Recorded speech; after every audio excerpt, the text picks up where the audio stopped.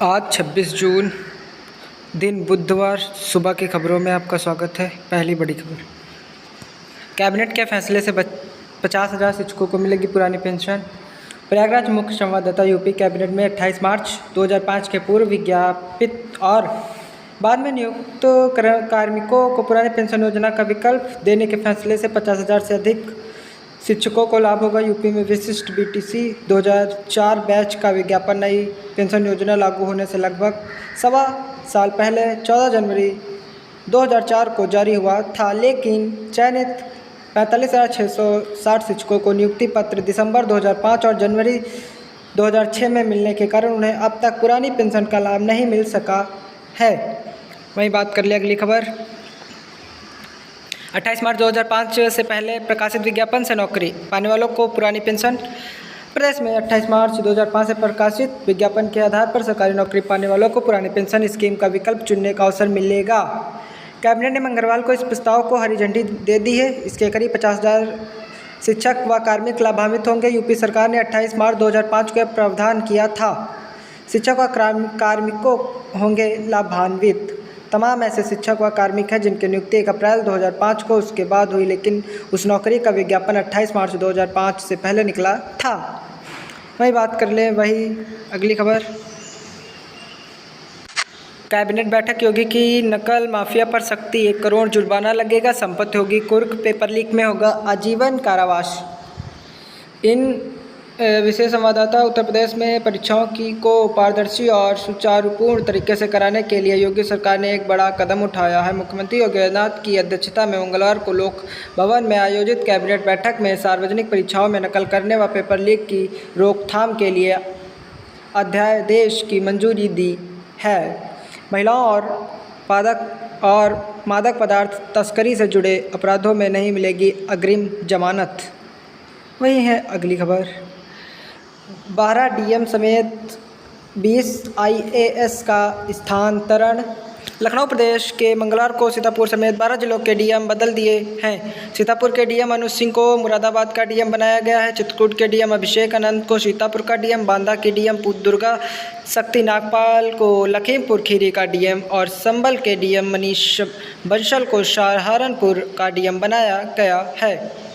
आयुष विभाग के विशेष सचिव प्रताप को बांदा के डीएम की जिम्मेदारी दी गई है।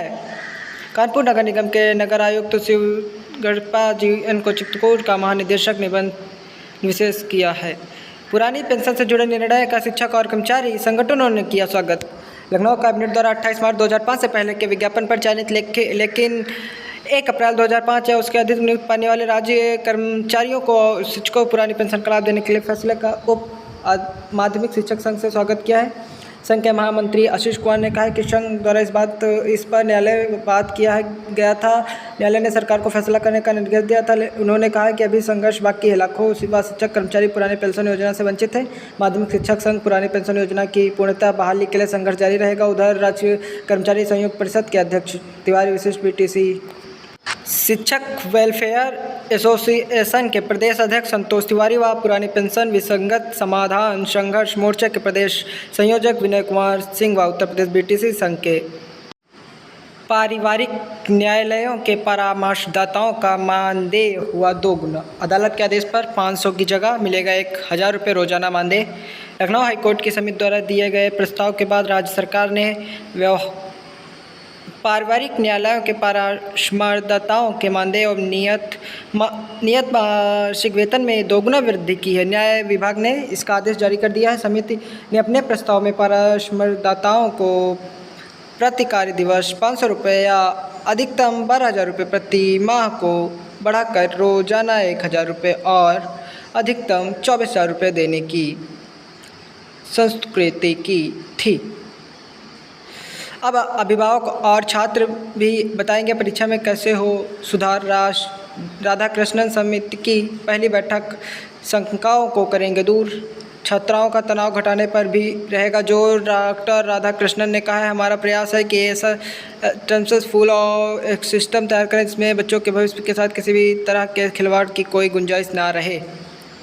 छात्रों अभिभावकों से बातचीत की जाए ताकि न केवल उनकी शंकाएं पता चले न बल्कि उनके समाधान को लेकर उनके सुझाव भी मिल सकें। 15 दिनों का यह काम पूरा कर लिया जाएगा। वही अगली खबर है, बीएड प्रवेश परीक्षा में अलीगढ़ के मनोज टॉपर। झांसी बीएड प्रवेश बैचलर ऑफ एजुकेशन प्रवेश परीक्षा में अलीगढ़ के मनोज कुमार टॉपर रहे।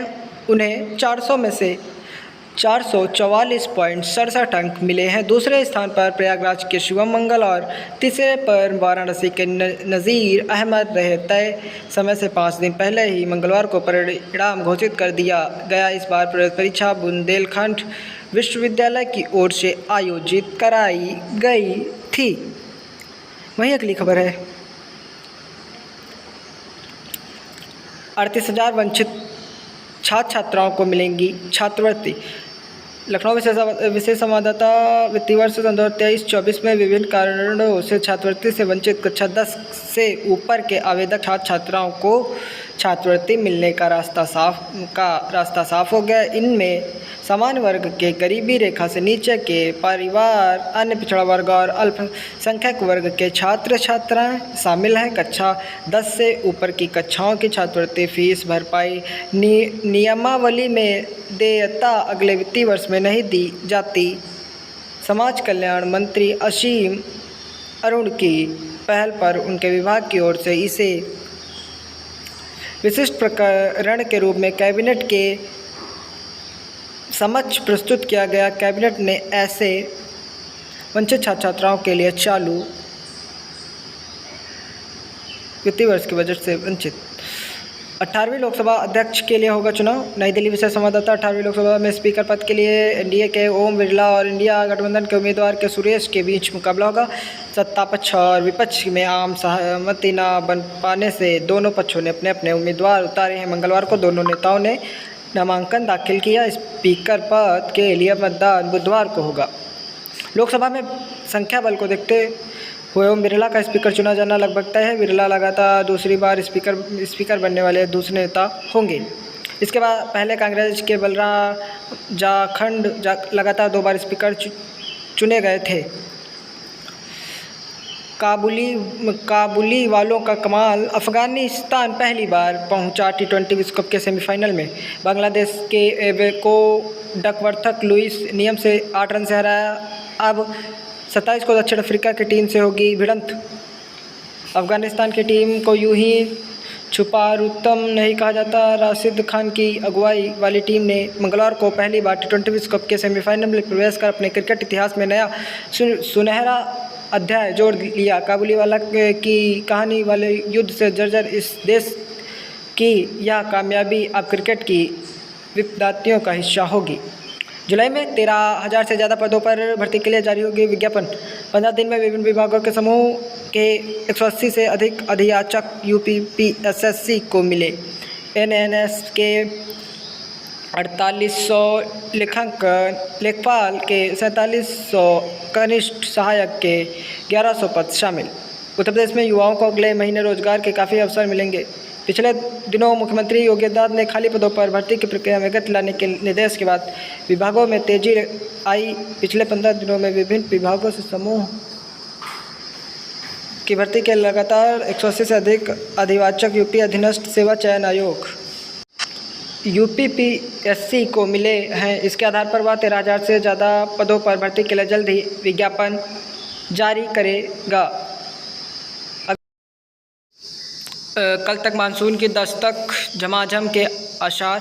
बिजली गिरने से मकान में आई दरार, बचे लोग। बारिश में नाले उफनाए, घरों में घुसा पानी। बरेली में खराब मौसम से फ्लाइट लखनऊ डाइवर्ट। प्रदेश में तो मानसून ने दस्तक दे दी, पर लखनऊ में इसका प्रवेश भाग्य है। मौसम विभाग के मुताबिक बृहस्पतिवार तक मानसून आ सकता है। हालांकि मौसम विभाग बुधवार को भी बारिश के आसार जब रहा है। कहीं वहीं मंगलवार को शहीद पथ, गोमती नगर विस्तार, मलिहाबाद और सरोजनी नगर के आसपास के इलाकों में दोपहर बाद बौछारें पड़ी। हालांकि कई इलाकों में सिर्फ बूंदाबांदी ही हुई। दिन में उमस भरी गर्मी, दोपहर बाद मिली कुछ राहत। उत्तर प्रदेश की खबरों से अप टू डेट रहने के लिए यूपी न्यूज़ अपडेट को सब्सक्राइब करें और वीडियो को लाइक शेयर ज़रूर करें। धन्यवाद। रोज़ाना की खबरों से अप टू डेट रहने के लिए हमारे चैनल को यूपी न्यूज़ अपडेट चैनल को सब्सक्राइब करें। धन्यवाद।